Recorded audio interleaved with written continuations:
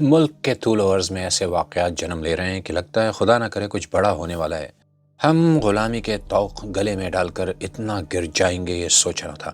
ایک کال پر فرنگیوں کی گود میں جا بیٹھنے والے اس قدر پستی میں کود جائیں گے یہ دماغ کے کسی کونے میں بھی نہ تھا۔ کیا ہی اچھا ہوتا کہ ہمارے دیش کے دارالحکومت کا نام کچھ اور ہوتا۔ اب دیکھیں نا بھائی، اسلام آباد میں شراب خانے کھل گئے، کانوں پر بہت بھاری گزرتا ہے۔ یہی اگر لاہور، کراچی، چیچا وطنی وغیرہ ہوتا تو شاید اتنا نہ کھٹکتا، لیکن اسلام آباد، اسلام نام والے شہر میں شراب خانے۔ ویسے تو لوگ حیدرآباد کے کنسرٹ میں بھی اچھلتے دیکھے گئے ہیں۔ مرد و عورت کے اختلاط کوئی نئی بات نہیں۔ سعودیہ جیسے ملک میں بھی اب اسلامی اقدار سے جان چھڑا رہے ہیں لوگ، تو پاکستان تو شہی کیا ہے۔ اسلام آباد میں شراب خانے کھل گئے اور ساتھ ہی 50 سے زائد مساجد گرانے کے آرڈرز بھی جاری ہو گئے ہیں۔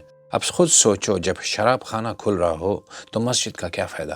شاید آپ اس شعر میں کھو گئے ہوں، زاہد شراب پینے دے مسجد میں بیٹھ کر، یا وہ جگہ بتا جہاں خدا نہ ہو۔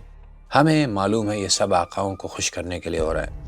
جہاں ریمنڈ ڈیوس کو لمحوں میں بحفاظت باہر بھیجا جا سکتا ہو، جہاں عافیہ صدیقی کے لیے آواز اٹھاتے ہوئے موت آتی ہو، وہاں مسجد گرانا، شراب خانہ کھولنا اور مارکہ حق کے نام پر عورت مرد کو اکٹھا کر کوئی بڑی بات نہیں۔ لیکن مجھے حیرت اس بات کی ہے کہ جشن آزادی کے موقع پر غلامی کی انتہا ہو رہی ہے اور ہم تالیاں بجا رہے ہیں۔ ہم اسلامی جمہوریہ پاکستان ہیں اور حالت یہ ہے کہ اسلامی اقدار مشین سے ایسے نکل رہی ہے جیسے فیس کے نام پر ATM مشینوں سے کٹوتی۔ شراب خانے کھل رہے ہیں، مساجد گر رہی ہیں، حیا بازار میں نیلام ہو رہی ہے اور ہم چپ ہیں۔ کیوں؟ کیونکہ ہم گدھے کا گوشت کھا کھا کر اتنے بے حس ہو گئے ہیں کہ دماغ بھی 4 ٹانگوں پہ چلنے لگا ہے۔ پاکستان کا مطلب کیا؟ لا الہ الا اللہ۔ خود سے سوچئے آپ کہ واقعی ہم اس الا اللہ پہ یقین رکھتے ہیں؟ کل مسجد پر بلڈوزر چل رہا تھا، کلچر کے نام پر ڈانس فیسٹیول ہو رہا تھا اور ہم واہ واہ کر رہے تھے۔ یاد رکھو، جو قوم مسجد گرانے پر خاموش رہے، کل اس کی قبر بھی بے نام و نشان رہے گی۔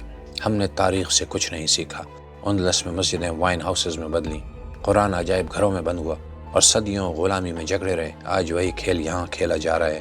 آج شراب خانے کھل رہے ہیں، کل قرآن پہ پابندی لگے گی اور پرسوں آپ کے بچوں کو اسکول میں سود، فحاشی اور الحاد پڑھایا جائے گا۔ اور آپ پوچھیں گے یہ سب کیسے ہوا؟ یہ سب اسی دن ہوا جب آپ نے کہا تھا چلو چھوڑو، میرا کیا جاتا ہے۔ یاد رکھو، شراب خانہ کھولنے والا کاغذ پر مجرم ہے، لیکن خاموش رہنے والا اللہ کے ہاں سب سے بڑا شریک جرم ہے۔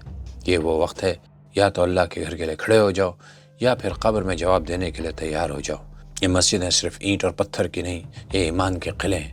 اگر آج یہ قلعے گر گئے تو کل آپ کے بچوں کے ایمان پر بلڈوزر چلے گا اور آواز کسی کو سنائی نہیں دے گی۔ قسم ہے اس رب کی، یہ لمحہ فیصلہ کن ہے۔ یا تو ہم ہیرو بنیں گے یا بزدل غلاموں کی فہرست میں لکھے جائیں گے۔ یاد رکھو، ایک دن تمہارے گھروں کے باہر بھی یہ سوال لکھا ہوگا، جب میرا گھر گر رہا تھا تو تم کہاں تھے؟ دیکھتے رہیے دیسی لاؤڈ اسپیکر۔ سبسکرائب کیجئے، لائک کیجئے اور شیئر کیجئے، بیل آئیکن کو دبائیے، ہمارا پیغام لوگوں تک پہنچائیے۔ اللہ حافظ۔